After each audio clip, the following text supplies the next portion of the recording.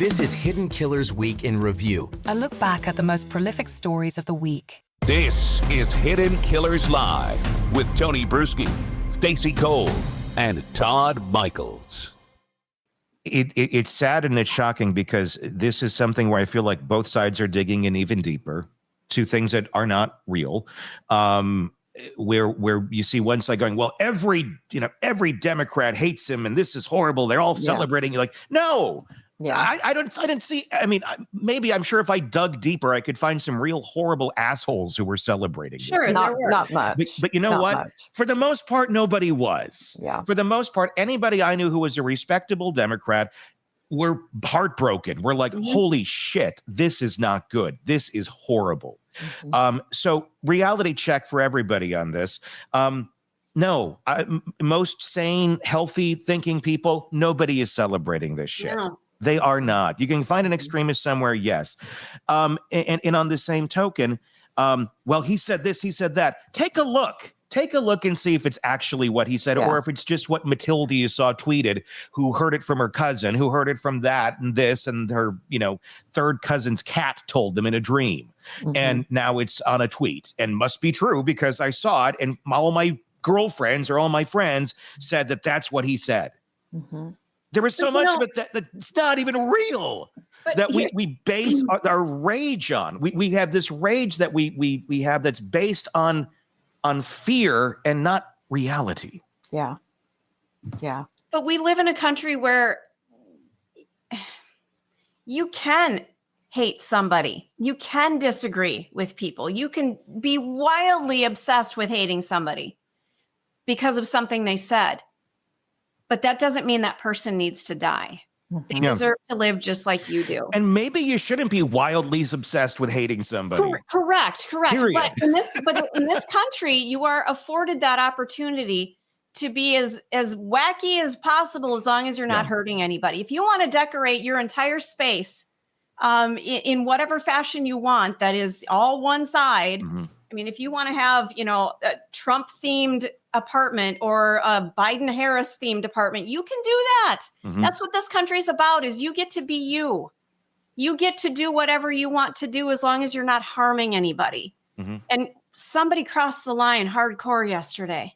That's not what we're about. He has the right to say anything he wants to say without being killed. We crossed that line hard yesterday.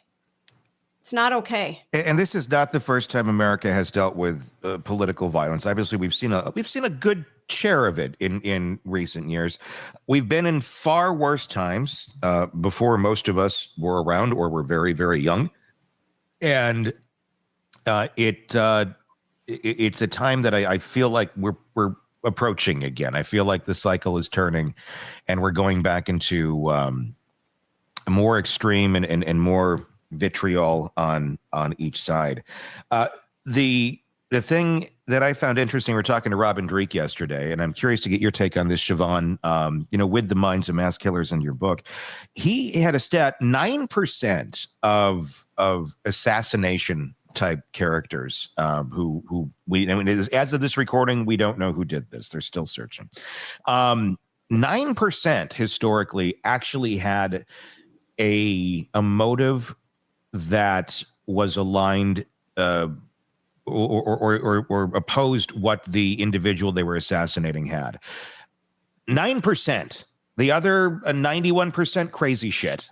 It was, like John Hinckley. You look at all of the 91% of assassins, their motive has nothing to do with what the person they're killing. So there's a 91% chance that the assassination, the person who assassinated Charlie Kirk, gave a damn about or did not give a damn about what he stood for. It's a really good point. Yeah, it's a really good point. I hadn't seen that stat, but it doesn't surprise me because really people who assassinate other people, they're coming from a place of distorted thinking, right?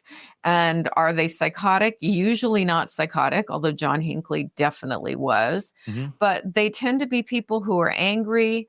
They've got some mild to severe paranoid ideation going where they have this sense of somebody out there is doing things to them, so I'm so angry about it, I'm going to pick a target. And some of them, it didn't matter. The one that shot at Trump, he had also looked at shooting Biden, right? Yeah. So it's this sense of, I want to be important, I want to make a statement, I'm angry, and I want to send a message about, who knows what, because they've all got it to some extent a different motive, but they're vengeful, and they're unhappy, angry people who are just, in many cases, looking for fame. They idolize other people who have committed similar crimes before them. And so there's really this distorted thinking process and this desire to be important. What I think is interesting in the translation of all of it, and you can insert this into any scenario. I'm just going to use the Trump one, not for any political reason, but the shooter there, again, he just wanted to shoot somebody is the answer to that. But the translation, and this is, I feel like so much of just gets lost in translation, is, see, they're out to get us. Meaning, in this case, I've seen so many folks, Trump supporters, see, they hate us. They're trying to get us. Yeah. Who's they? Yeah. I mean, who like, we're talking about this one guy. Like, exactly. And it can go the other way too. And I've seen it the exact opposite too. See, the Republicans hate the Democrats. See, the Democrats hate the Republicans, or this supporter hates that. And it goes to such extreme. They want us dead. They want, like, no, I don't think most rational human beings do. But when we get into our groups, into our tribes, and we start telling each other they want you dead, and the other side's like, no, I don't. I'd like to go out for dinner tonight and have a conversation. Right. I don't know why you think I want you dead.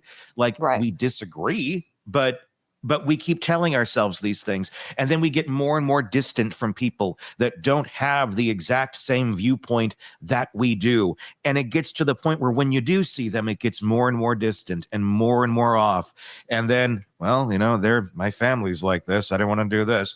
And then eventually you're just not there anymore. There he goes. Yeah. Having part of the conversation. Yep. And you're over in your corner freaking out because the cacophony of voices that are telling you what to believe, you are just consuming it, going, well, these people, they agree with me. They're telling me this is so dangerous and so scary, and all these people, they feel this way and they hate me this much. And then you realize, if you were to come back to that table, no, they actually just want you to pass the fucking gravy. Yeah. You hit on something that I think is critically important. Humans are wired neurobiologically. We come into the world with a natural tendency to separate ourselves into categories and tribes. And I call it the us-them process. I'm not the originator of that term. We'll credit neuroscientist Robert Sapolsky of Stanford, who I think is the most brilliant person in the world in talking about human behavior. But we're all wired into categorized people. And even with infants, if they are raised in one racial group, their caregivers are of the same race. When an infant sees a face of a person of another race, they have an anxiety reaction. So we're all just wired biologically to like the people like us and feel very suspicious or dislike the people that are not like us. And this can be racial, it can be ethnic, it can be economic class. But it ends up with this distorted thinking that we're good to the people like us, but the people that are not like us are the thems, and it's okay to treat them badly.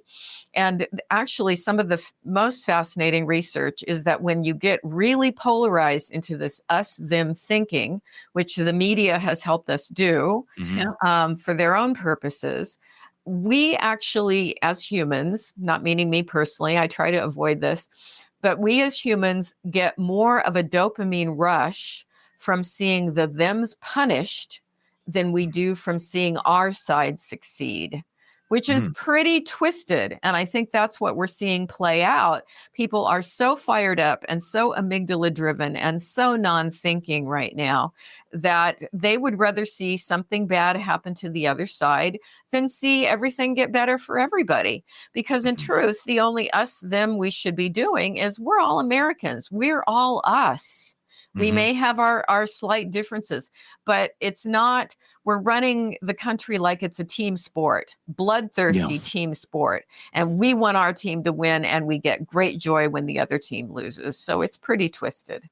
Is there a biological drive? I mean, you touched on it a little bit, but we'd like to think that we are evolved as a species, but I wonder if this doesn't go back to us just being primates, that we are 100%. driven to be in these tribes, and this is our way of hunting and gathering. Yes. Instead of going, into the cave at night, we go back to our homes, that we are just really not as evolved as we'd like to think. Not at all. My God. Oh my God. So true. I have one guru in life, and it's Robert Sapolsky, a neuroscientist of Stanford University. He is a brilliant man. He's written so much. My favorite book of his came out in 2017, Behave, The Biology of Humans at Our Best and Our Worst. And he really in-depth explores the ways that we are pretty darn primitive. And we like to think that we're these cognitive, logical creatures. And in truth, we're very emotionally driven. And then we come along later and make up these cognitive reasons for why we're right. But we're coming from this place of very primitive emotions. And he also is a specialist in primatology, so he studies primates.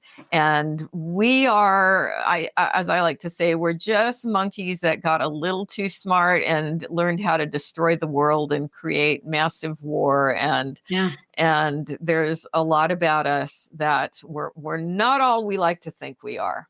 Mm-hmm. We seem to be very much in a world of, or we like to jump to absolutes, where everything is, in reality, very much in the middle. And there's a lot of gray, and most things fall into the gray. But why is it that we are in such a world? I mean, have we always been here, and we are just communicating far more, and we're hearing everybody's absolutes in our ears 1,000 times more than we ever did in the past? Because that seems to be a big thing of this, of it's this way or that way, period. There's nothing in the middle. And this person, because they looked at you this way one day, or you're making an assumption about them because they were at this event or had this tweet or liked this or whatever, then they must be all of that. Right. Because of this, it must be all of that.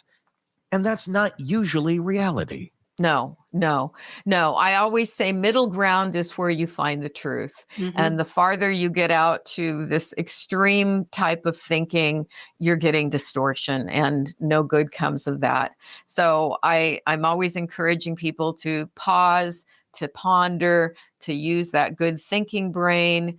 And if we're ever going to see a shift with this polarization, we've got to gain some skills in doing that and calm down this rage response. But it really does get addicting. People get a high out of being angry. And we can all think of the news channels that feed that want to keep people angry.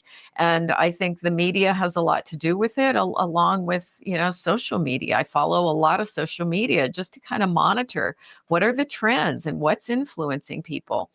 And I can always pick out the thoughtful ones, on my friends list, people who are going to, and that's not the majority. The people who get very polarized into the us, them, we've got to punish the thems.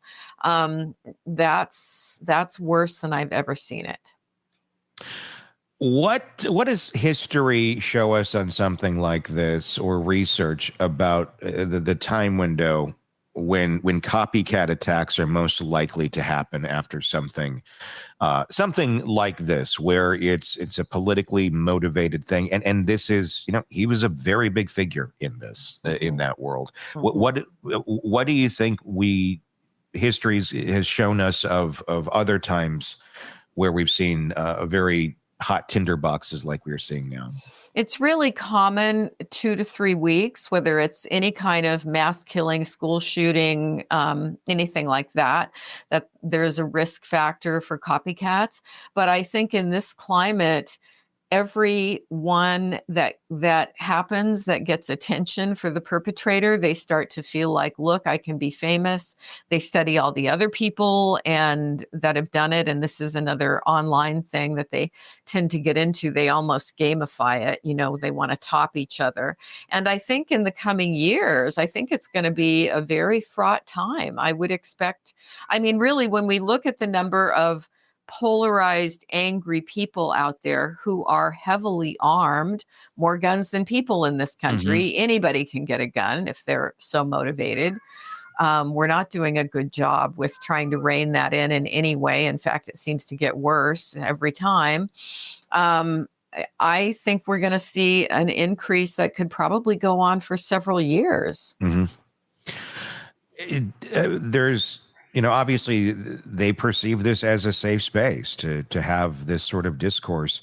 And I was kind of talking about this a little bit earlier. Was that, and I'm not vilifying anybody who said, let's have this out there at this setting. In a perfect world, you'd think you could, but we have seen violence like this many a time. Somebody in a tall building shooting down at people. Look at the Las Vegas shooting all those years ago. Yeah. I think about that every time I go to an event that has tall buildings around it. I'm going to one tonight, and every time I'm at this venue, I'm always like, there's a lot of tall buildings here. I wonder if anybody's checking those. And I'm guessing the answer is probably no. It's like, no. It'll be fine. And it's like, well, then something happens, and then like, well, what we should do that again. But that's how we forget, where it's like horrible things happen. It takes just a little extra time to maybe do this or that, or just don't have things in spaces that are going to be presenting as an opportunity for really horrible people. It sucks that we're in a place where we got to do that, but I feel like maybe we're going to need to do a bit more of that. There's how does the erosion of perceived safe spaces, feed into the collective anxiety and polarization that we're seeing? It's huge. It's huge. And it definitely affects the places I go. When I do go to a place, a concert or something, where I like to go where they check people for weapons before you go in, which at least here in Portland, most concerts, you got to open your bag and go through metal detectors. And I'm grateful that they do that. But if I were going to go to an event, particularly an outdoor event where people aren't screened and there's no checkpoints going on, I just skip it at this point, which is terrible that we have to rein in activities and normal social behavior, things we'd like to do, just because there are fears of safety. A lot of people driving vehicles into crowds. That's, we always think guns, and usually it's guns, but it can be vehicle, attacks. Happened in Wisconsin at that Christmas parade. It was shocking. Yeah. And the answer, it doesn't, it's not really a solution. It seems like a big Band-Aid of like, well, let's, basically fortify everything. And we can to a certain extent, until you can't. And ultimately this is a mental health crisis that we have people that can go to such extreme beliefs and feel like this is the best way to handle things. But we're stoking people every single day. And we're just stoking these fears that started and pouring gasoline on these fires. And we're doing nothing to put the fires out. And that's the part that freaks me out, is it's escalating every single day. And the thing is, and people like to blame the media is doing it. Who the fucking media is these days? It's each other. It's looking at your TikTok. It's looking at your Facebook page. It's not going and watching ABC News, World News Tonight. It's every person that's around you that's saying something, probably not super vetting much of what they're saying, and you believing it. So our media has become each other, a very uninformed each other. And that's a dangerous media. In our bubbles. And the media, They used to vet things a little bit. I mean, there is still vetting that goes on in media, believe it or not. And I know, like, there's certain places that are certainly slanted this way and that, without a doubt. But again, it's like, let's find the villain here. It's the media. No, it's each other. At the end of the day, it is each other. It is not the media. It's each other, because each other is the media. Social media, the social, that's us. That's all of us collectively. Not us with a podcast, but like everybody. Yeah, I think the idea of everybody taking personal responsibility for being part of a solution rather than feeding the problem and trying to be collaborative, because bottom line, the government should be about solving problems for the populace, making the country work well, making sure that people's needs are met. My gosh, can we do something about the healthcare crisis? You know, can we do something about violent crime, about the mental illness on the streets, you know, among the street people? That's where we should be focusing from a problem-solving perspective. That's the point of government, and we just don't see much of that happening. Want more on this case and others? Then press subscribe now and don't miss a moment of true crime coverage from Tony Brueski and the Hidden Killers podcast.